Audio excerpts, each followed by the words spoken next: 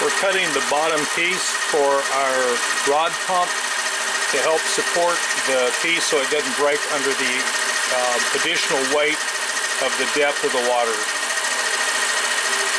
Alright, we're all the way back with our piece. Now we could loosen this and draw it back, but it's got to be a little bit smaller so it's not a problem. We start cutting and you're going to hear some bumping. That bumping is because that piece has some air gaps in it, and we are turning about 14,000 RPM. We can turn it up a little bit.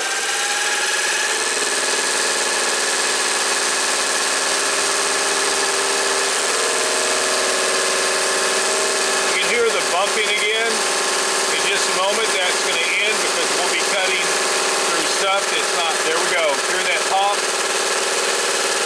We're now just cutting through the plastic.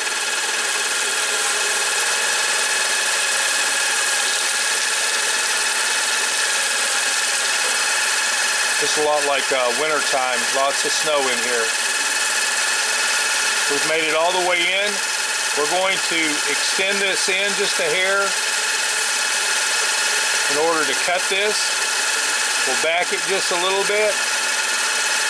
Now we'll back it completely out. We'll come out of this. We'll slow these RPMs down, turn the power off. Always turn the power off.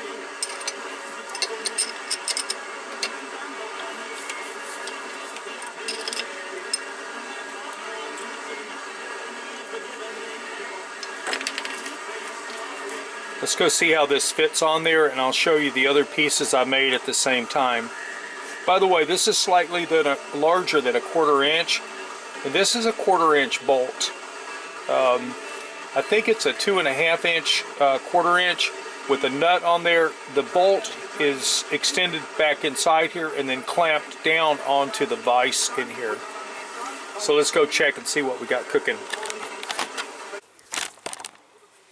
Alright, here's my piece right here, and as you can see it looks a little bit large. So let's try this on the cylinder and see what we have, because I think I need to turn this down just a hair. I need to turn this down at least a 1/16 of an inch or a little bit better to fit inside the tube, but it needs to fit inside this.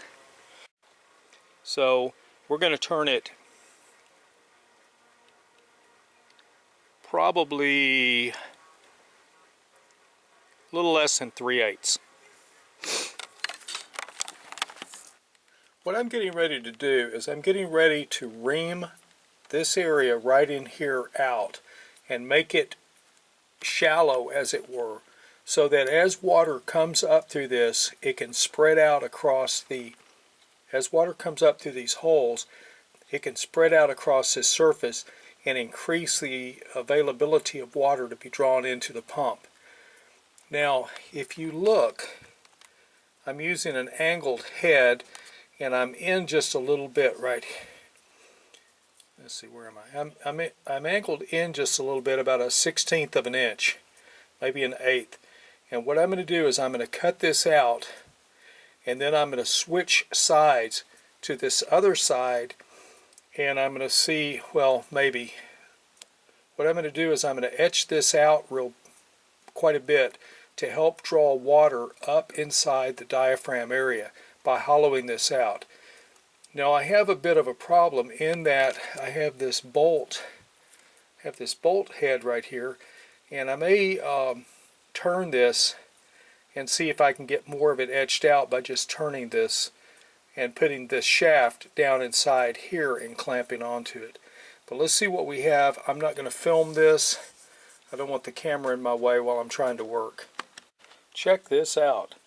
I've got this whole area hollowed out. I need to get a knife, a razor, and scrape out these flukes.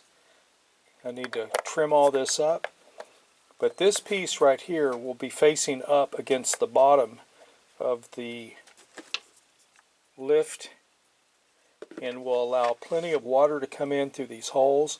I can even enlarge these holes just a little bit, and facilitate more water coming in, so that this upper diaphragm, it's in the top, as you're looking down on a diaphragm. That thing will fill up, and this will add, once it's got a 1/4 inch bolt into it and it's been epoxied down this shaft, this will add additional strength to my ability to lift water without concern about a failure down here on this end. I am really thrilled with how this came out. This is just like right up there with stomach acid. Very useful.